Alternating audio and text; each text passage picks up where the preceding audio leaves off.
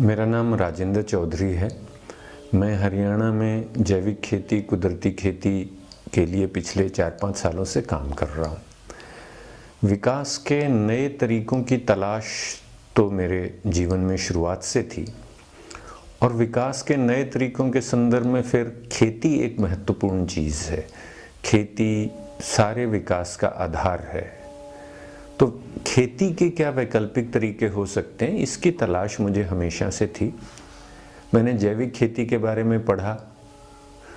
OFI की जो एक महत्वपूर्ण किताब है, सोर्स बुक, जिसमें देश भर के किसानों का, जैविक खेती करने वालों का विवरण है, इतिहास है जैविक खेती के, विज्ञान के बारे में बात है, वो मैंने पढ़ी। परंतु उसमें उत्तर भारत से, हरियाणा, पंजाब से कोई बहुत लोग नहीं थे। तो जो जैविक खेती के बारे में बातें थी वो दक्षिण भारत की, सेंट्रल इंडिया की थी, वेस्टर्न इंडिया की थी। और जिन फसलों के बाबत बातें थी, मिर्च के बारे में है, कहीं टमाटर के बारे में है, कहीं नारियल के बारे में है। और तो मुझे ये एक सवाल आता था और लोग भी कहते थे कि ये उत्तर भारत में सफल होगी कि नहीं होगी, इन फसलों के बारे में सफल होगी कि नहीं होगी।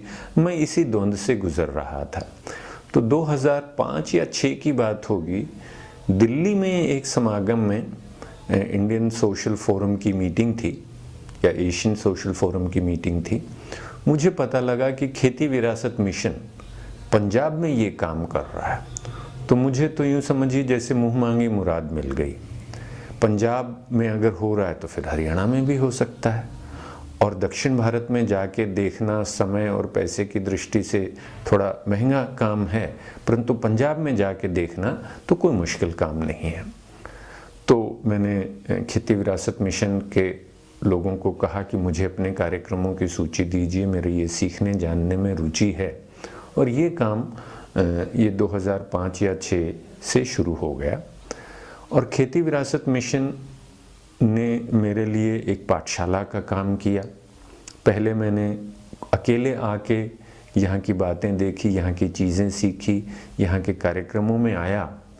और जब मुझे व्यक्तिगत तौर पर एक विश्वास हो गया कि जैविक खेती ही एक क्रांतिकारी खेती है और देश का पेट भर सकती है, किसान को सम्मान दे सकती है और टिकाऊ खेती है, फिर मैंने हरियाणा में किसानों को यहाँ पे लाने का काम शुरू किया। तो खेती विरासत मिशन के शुरू में हम यहाँ ट्रेनिंग्स में आए, अलग अलग कार्यक्रमों में आए, और कोई समस्या होती, कोई जानकारी होती, खेती विरासत मिशन के माध्यम से ही मुझे व्यक्तिगत तौर पर मिली। यहीं मैं डॉक्टर रुपेला को पहली बारी 2009 दिसंबर के कार्यक्रम में मिला।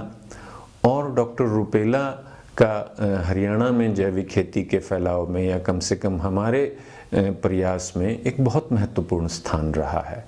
वो हिंदी भाषा जानते थे, इस इलाके से के जानकार थे, तो हमारी लिखित सामग्री हो, हमारे कोई भी मटेरियल हो, उसमें वो अपनी राय दे पाते थे।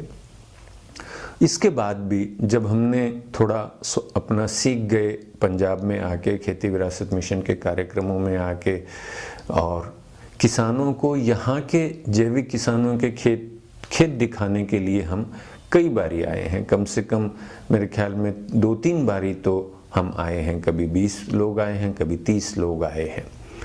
तो कृषि भ्रमण के लिए, कृषि प्रशिक्षण के लिए, कृषि सामग्री के लिए, विशेषज्ञों से संपर्क कराने के लिए खेती विरासत मिशन का बहुत महत्वपूर्ण योगदान है।